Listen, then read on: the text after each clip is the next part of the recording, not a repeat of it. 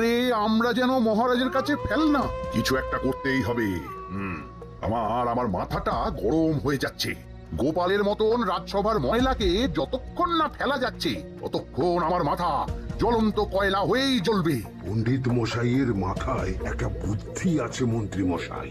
আপনি যদি সেই অনুযায়ী কুচির কাজ করেন তাহলে বেটা গোপালের কপালে দুর্গতির সীমা থাকবে না। এই কি বুদ্ধি, কি বুদ্ধি? আপনি বরং এই ব্যাপারে পণ্ডিত মশাইয়ের সাথে একবার আলোচনা করে নিন। আমি চলি, কেমন? আমি চলি। হ্যাঁ হ্যাঁ, এসো এসো এসো এসো।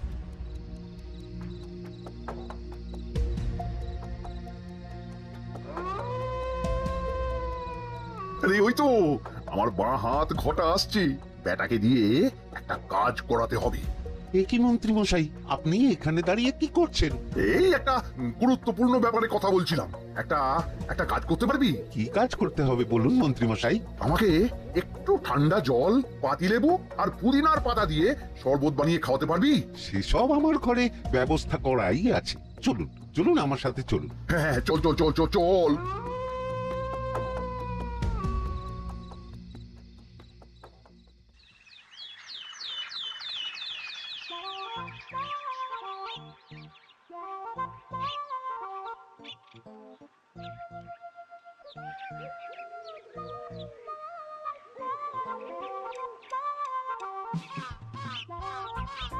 কি ব্যাপার পণ্ডিত, এত গুম মেরে আছো কেন?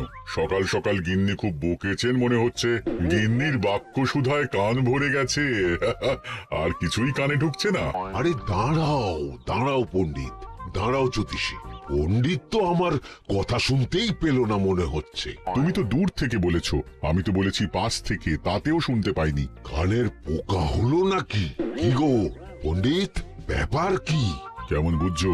এ তো ভয়ানক কর্ণকোষ্ঠবদ্ধতার লক্ষণ। তুমি কচু বুঝেছো? আমার হয়েছে কর্ণগোপাল, তোমাদেরও হতো, কিন্তু তোমাদের দোকান কাটা বলে হয়নি। তুমি আমাদের অপমান করছো। তোমাদের অপমান বোধ থাকলে কোনো শব্দই কানে ঢুকতো না, শুধু একটাই শব্দ কানে বাজতো, গোপাল গোপাল গোপাল। এবারে রাজসভায় কিভাবে হেনস্থা হতে হলো মনে নেই? মহারাজ, একটা ভিক্ষা আছে। ভিক্ষার জন্য কৃষ্ণনগরের রাস্তাই সবচেয়ে উপযুক্ত জায়গা গোপাল, তুমি বরং সেখানেই যাও। মন্ত্রী, মন্ত্রী মশাই ঠিকই বলেছেন মহারাজ।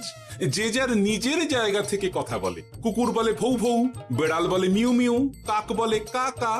মন্ত্রীর ভিক্ষার জায়গা কৃষ্ণনগরের রাস্তা, আর গোপালের ভিক্ষার জায়গা মহারাজ কৃষ্ণচন্দ্রের দুয়ার। বলো কি ভিক্ষা?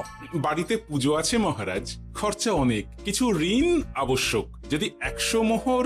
ঋণ তোমাকে আমি দিতে পারবো না গোপাল।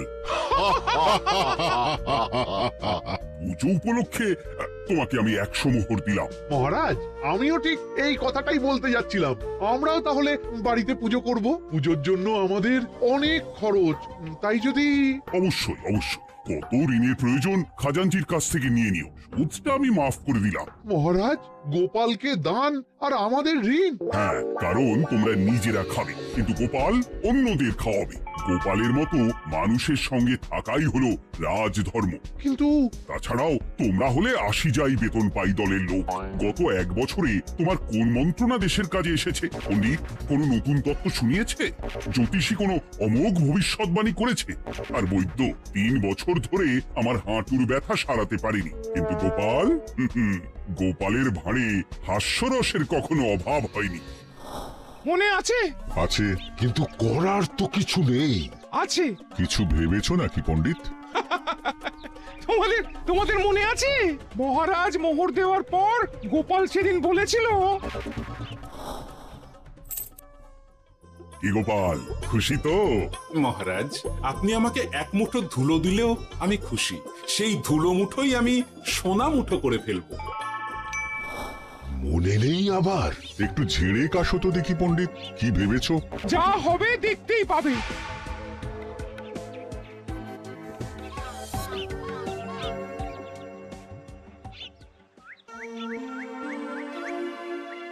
মহারাজের জয় হোক, মহারাজের জয় হোক। ওরে বাবা, এই যে সকাল সকাল চান করে ঠান্ডা লেগে গেল মনে হচ্ছে। মহারাজ, ওই কবি গান উপলক্ষে গত মাসটা আমি কৃষ্ণনগরের কোণে কোণে ঘুরে বেরিয়েছি। প্রজাদের মধ্যে একটা অসন্তোষ আমি লক্ষ্য করেছি মহারাজ। অসন্তোষ? আমি তো জানতাম আমার শাসনে প্রজারা সুখে আছে। সুখে তারা ভাসছে মহারাজ, কিন্তু একটাই অসুখ, তারা মহারাজের দর্শন পায় না। তারা মহারাজের পদধূলির জন্য আকুল হয়ে আছে, মহারাজের দর্শন পাওয়ার জন্য চাতকের মতো অপেক্ষা করছে। চিত্রকরকে দিয়ে চিত্র অঙ্কন করিয়ে বিলি করে দিলেই হলো।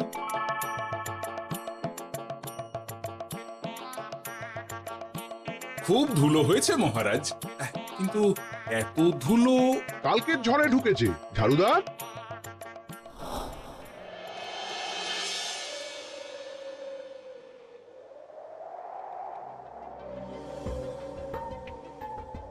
এই সুযোগ, রাজসভা ফাঁকা, এমন ঝড় যে পেয়াদারাও বাইরে নেই। কাজটা সেরে ফেল, বুঝলি?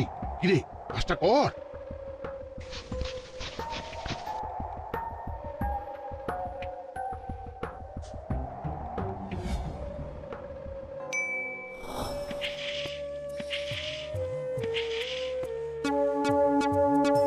এত ধুলো!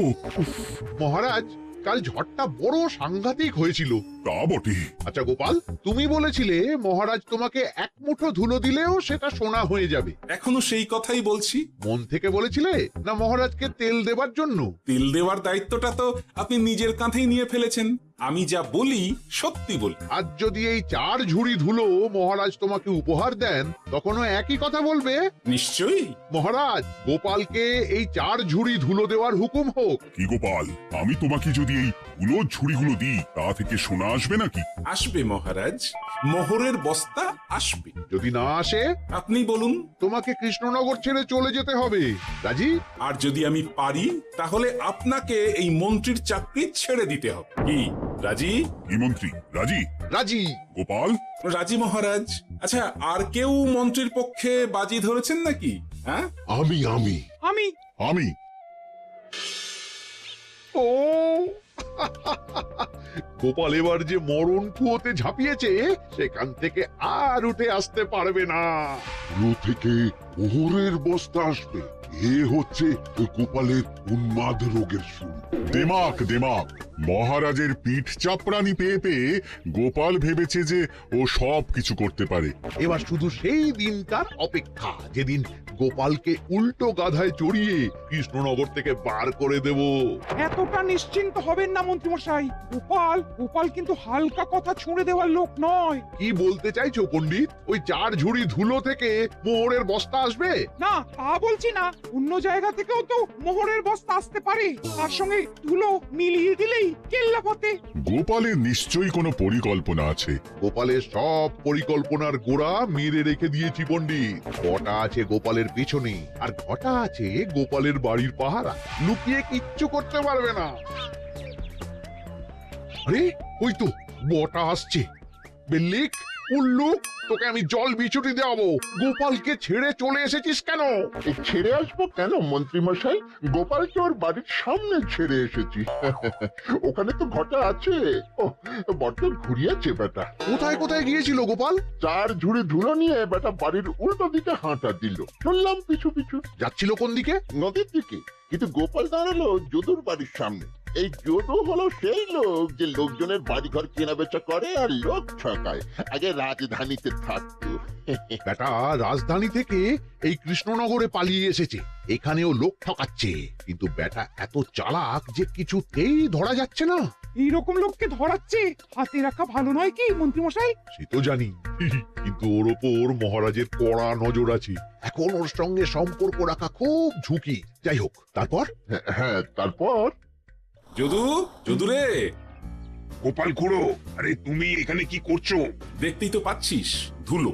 তবে যে সে ধুলো নয়, মহারাজ কৃষ্ণচন্দ্রের পদধূলি। শুনিসনি বোধহয়, এখন কৃষ্ণনগরে সবচেয়ে বেশি চাহিদা মহারাজের পদরেণু। আচ্ছা, মহারাজের পদরেণু নিয়ে যাচ্ছ কোথায়? এই ছোট ছোট পুলিন্দায় ভরে কৃষ্ণনগরের প্রত্যন্ত জায়গায় যেখানে প্রজারা মহারাজের সাক্ষাৎ পায় না সেখানে বিক্রি করব। তোমার কি মাথা খারাপ? পায়ের ধুলো বিক্রি হবে?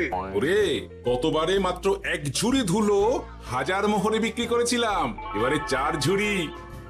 শোনো, তুমি আবার ঘুরে ঘুরে বিক্রি করবে কেন? তোমাকে আমি বরং 10 মোহর দিয়ে দিচ্ছি, তুমি আমাকে এগুলো দিয়ে দাও, আর বিক্রি করে যা হবে তোমাকে এই 40 ভাগ দিয়ে দেবো। ওই 10 মোহরে বদমাস যদুকে ধুলো বেচে গোপাল বাড়ির দিকে চললো। বাড়ির সামনে অব্দি পেছনে পেছনে গিয়ে তারপরে এই আপনাদের কাছে আসছি। বলিস কি রে, ধুলো বেচে 10 মোহর? ও মন্ত্রী মশাই, গোপাল তো একেবারে নাড়ি ধরে টান মেরেছে।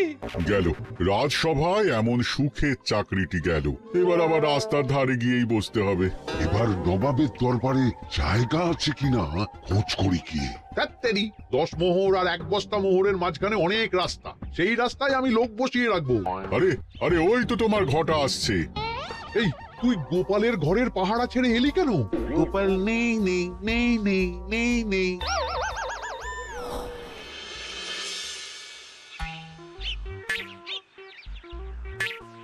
আরে, ভয় পেলি নাকি? না না না না না, ভয় পাবো কেন? শোন, তোকে পেয়ে আমার খুব ভালো হলো বুঝলি। তোকে আমার একটা কাজ করতে হবে। বলো বলো। আসলে বুঝলি, আমার না গিন্নিকে নিয়ে তার বাপের বাড়ি যাওয়ার কথা ছিল, কিন্তু হঠাৎ বিশেষ কাজে আমাকে খামবাজে চলে যেতে হচ্ছে। এখন আমি গিয়ে গিন্নিকে বললে বুঝতেই পারছিস কুরুক্ষেত্র হয়ে যাবে একেবারে। তাই আমি কাউকে খুঁজছিলাম যে আমার বাইরে যাওয়ার খবরটা আমার গিন্নিকে গিয়ে দিবি। তুই পারবি বাবা ঘটা? ওরে বাবা, আরে আরে আরে, ভয় পাস না, তোকে গিয়ে মুখে কিছু বলতে হবে না। এই নে, এই চিঠিটা আমার বউকে দিবি। কৃষ্ণনগর ছেড়ে চুপি চুপি চলে যাচ্ছি, চালাকিটা দেখেছেন? ওসব চালাকি আমি তুড়ি মেরে উড়িয়ে দেবো। কি করবেন? চারিদিকে আমি অশ্বারোহী গুপ্তচর পাঠাচ্ছি, গোপালকে কোনো চালাকি করতে দেব না।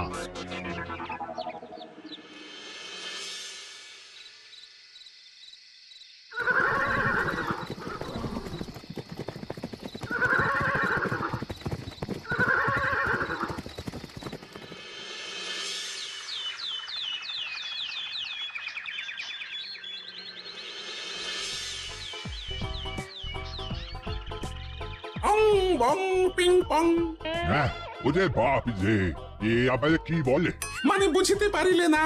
অং বং পিং পং অর্থাৎ আইসো আমার নিকট বিদেশি জাদু শরবত আছে, ইহাতে তৃষ্ণা নিবারিত হয়, শক্তি বৃদ্ধি হয়, ঘুম ভালো হয়, সম্পর্কের উন্নতি হয়, জামা কাপড় ফর্সা হয়, তু শব্দ না করে সকাল সকাল কষ্ট পরিষ্কার হয়, মূল্য মাত্র 1 মোহর। বোঝো, ওইটুকু অং বঙ্গের মধ্যে এত কিছু? ঠিক আছে, তা দাও দেখি, আপাতত টেস্টটা তো মিটু, বাকিগুলো পরে বোঝা যাবে। আহা, বড় ভালো খেতে তো। ঠং ঠং অর্থাৎ শক্তি বৃদ্ধি হলো। মনে হচ্ছে গায়ে যেন 2 গুণ বল পাচ্ছি। কি হয়েছে ভাই? এ ভিন দেশ থেকে জাদু শরবত নিয়ে এসেছে গো। জাদু শরবত ভিন দেশ? একেবারে বহু ভুজা শরবত। খেলে তেষ্টা যাবে, গায়ে জোর হবে, ঘুম হবে, সম্পর্ক ভালো হবে, জামা কাপড় ফর্সা হবে, সকালে হ্রাস করে পেটও পরিষ্কার হবে। সে কি? দাও গো ভাই, আমাকেও দাও। গুড় জল, সঙ্গে একটু ভাজা মশলা, আমচুর আর বিট নুন, শুদ্ধ দেশি জিনিস, জানলে কেউ ছুঁয়েও দেখতো না। কিন্তু একটু বিদেশি গন্ধ দিতেই একেবারে হট্ট মেলা। আরে, তোমরাও এসেছো দেখছি। সং সং শঙ্কা লং লং লঙ্কা। মানে? অর্থাৎ এই শরবত খেলে আর শঙ্কা নাই, বুদ্ধি লঙ্কার মতন ঝাল হয়ে যাবে, তারপর ডং ডং ডঙ্কা টং টং টঙ্কা, ফাইন ফাইন, অর্থাৎ টাকা আসবে আমার কাছে।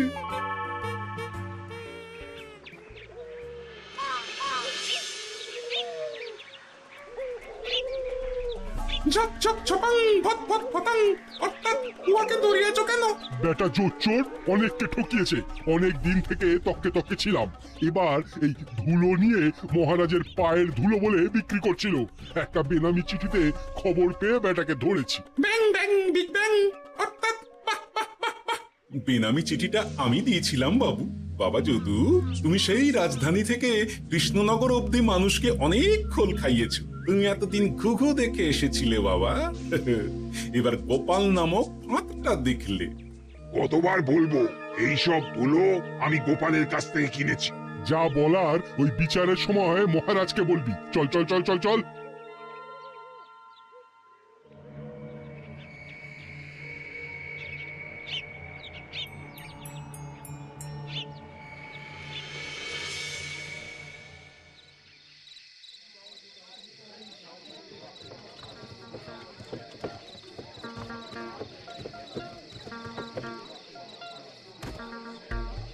ঝন্টু মন্টু ননাঙ্কু। নাও ঠেলা। এ সাহেব বলে কি ফু দিয়ে দিতে হবে? কি বলছো সাহেব? বুঝতে পারছি না, কোথায় ফু দেব? ঝন্টু মন্টু ননাঙ্কু। অর্থাৎ লবণ আছে? আছে আছে সাহেব আছে। কত লাগবে? খন্ড ভরি আন্ডাকারি। অর্থাৎ যা আছে সব।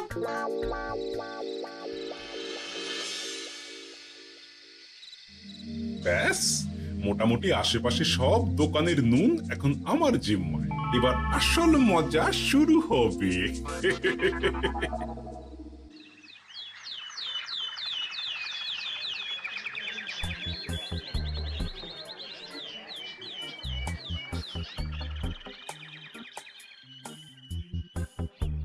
নুন আছে? না হুজুর, গোটা কৃষ্ণনগরেই নুন নেই। ওই দেখো, পুরো রাজসভাই বাজারে জড়ো হয়েছে। শান্তামনা শান্টু মন্টু। এ আবার কি বলছে রে বাবা? শান্তামনা শান্টু মন্টু। অর্থাৎ জনগণ শ্রবণ করুন। নান্টু কান্টু নুন কিনিবেন। আন্টু আন্টু আসুন আসুন। আমার আমার এক সের নুন লাগবে। শান্টু অবশ্যই 100 লবণ 10 মোহর। 10 মোহর? 10 মোহর লইবেন না লইবেন না? না, নেব না। উত্তম উত্তম গান্ডা পিণ্ডে ঢিসুম ঢিসুম। অর্থাৎ তাহা হইলে নুনের বদলে গৃহিণীর প্রহার ভক্ষণ করুন। আমাকে একটা নুন দিন। আমাকেও আমাকেও। নুন ছাড়া বাড়ি ফিরলে গিন্নি ঘর ছাড়া করবে আমাকে। শুনলাম কৃষ্ণনগর থেকে নুন উধাও। আছে মহারাজ আছে। কৃষ্ণনগরের সব লবণ আমার নিকটে আছে। 110 মোহর। এত দাম? দাম তো হবেই মহারাজ। লবণ ছাড়া রান্না কেমন হবে ভাবিয়া দেখুন। ঠিকই বলেছ, রাজপাকশালেও তো রান্না বসেনি। 100 সেরের মতন রাজপ্রাসাদে পাঠিয়ে দাও। 1000 মোহর দিয়ে দাও।